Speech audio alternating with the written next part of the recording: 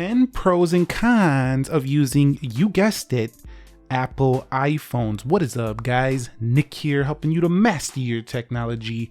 I'm actually using the 12 Pro right now. I will be covering this phone soon, and a 2 to 3 months later update of this device is the Pacific Blue model right here.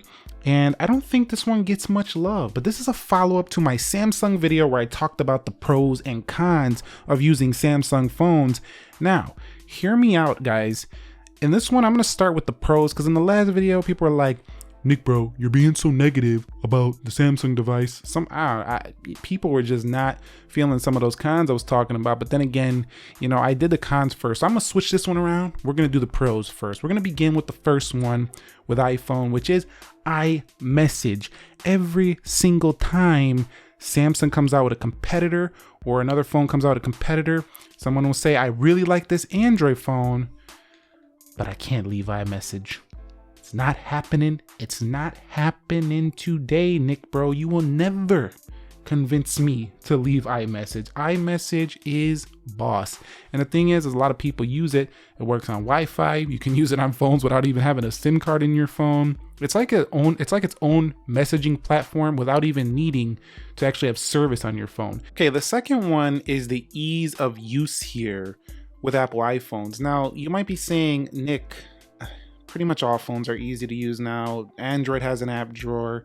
Well, hear me out. Android also has many different ways of navigating. You can grab a phone that has a circle, a back button that's shaped like a triangle, and a square as a recent application. Then you could go grab one that has gestures. It's almost like every Android phone I could hand you operates differently. Whereas with the iPhone, is one way to operate it. You swipe up and you go to your recent apps. You have gestures on pretty much all of them. Yes, we have the SE 2020. Don't even come at me with that home button.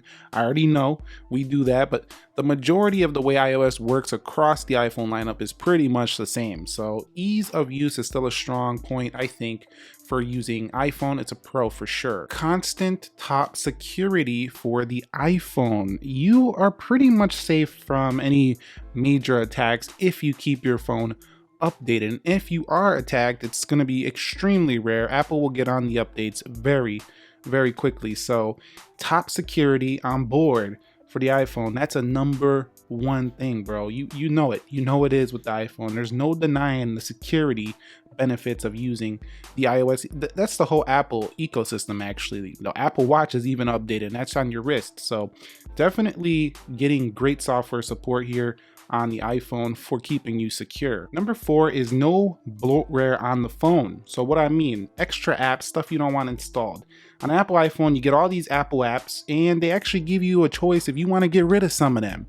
But if you get a Samsung phone, for example, or you get another device, sometimes they throw on these extra apps. So you can get extra apps on top of the apps that already come from the Android experience. So, you know, depending on which Android phone you go with, there could be more or less. The Pixel's pretty clean in this respect as well, but pretty much no bloatware. It's pretty simple, pretty straightforward, and you can remove a lot of the Apple apps except for some of the key ones like the camera, the messaging, the phone, stuff like that. Number 5, and my final pro, there are many more pros and there's many more cons than what you're going to see in this video, but my final pro is top dog cameras. These cameras right here will make you question, do I really need an actual camera? I'm actually shooting on an actual camera, but do you really need one? Probably not. Do you actually need an actual camera for video?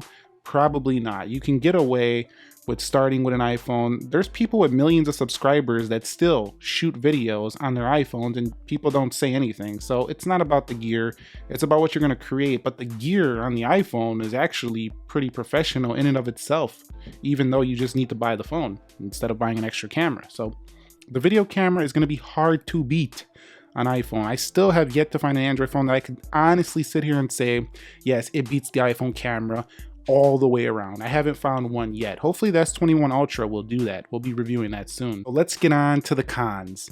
The first con is pretty obvious one. iPhones are overpriced. There's just no way around this. Let's be real. You can buy an equivalently spec'd Android phone, actually probably better spec'd, for half the price. I'm thinking of the Xiaomi Mi 11 that just came out. You can also buy Pixel devices for much less than the iPhone Pro devices. And yes, those aren't direct comparisons. Pixel didn't actually make a Pro phone just yet this year. But what I'm saying is that definitely overpriced, I think, for what they are. The hardware is pretty similar.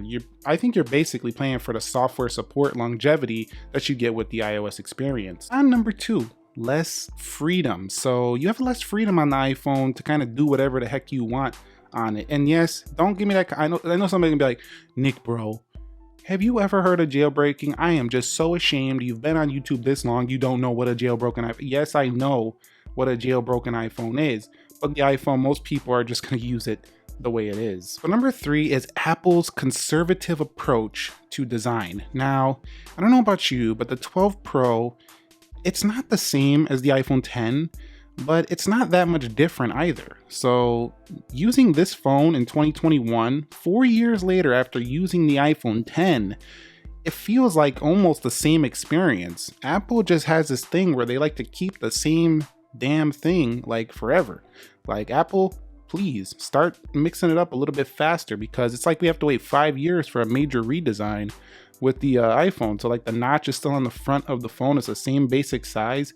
You know, if you got an iPhone 10, you're still fine here in 2021. If you got an iPhone 10R, you're still on the same basic thing. So their conservative approach, I think, is a con, because if you like to have an upgraded phone or have something different, you're basically getting a similar thing basically every year for at least like a 4 to 5 year stretch. Number 4, the high cost of repair compared to an Android device. So Apple devices are typically a little bit more to repair than the Android experience. Like, if you go to a store, a repair shop, you break something, it's likely going to be less to fix your Android phone than it will be an Apple device. Even if you go to Apple Store itself, unless you got Apple Care, which I recommend if you're definitely a clumsy person who's going to drop the phone. You know who you are. You know if you're dropping stuff left and right. You know if you're moving too fast. You know who you are. Don't play with me. So definitely consider that if you're that type of person. But, you know, it's just going to cost more, the iPhone, to fix it than it will be for most of the Android devices out there. And some Androids, actually, you can replace the whole phone for cheaper than just fixing an iPhone. On number 5, no external storage. Now, this is a definite con for the S21 series as well. Everybody's talking about it, definitely. I think most people who just go on a store and buy a phone might not even know that exists on some Samsung phones. But people who actually pay attention to what their phone offers are going to miss those SD cards on the S21s.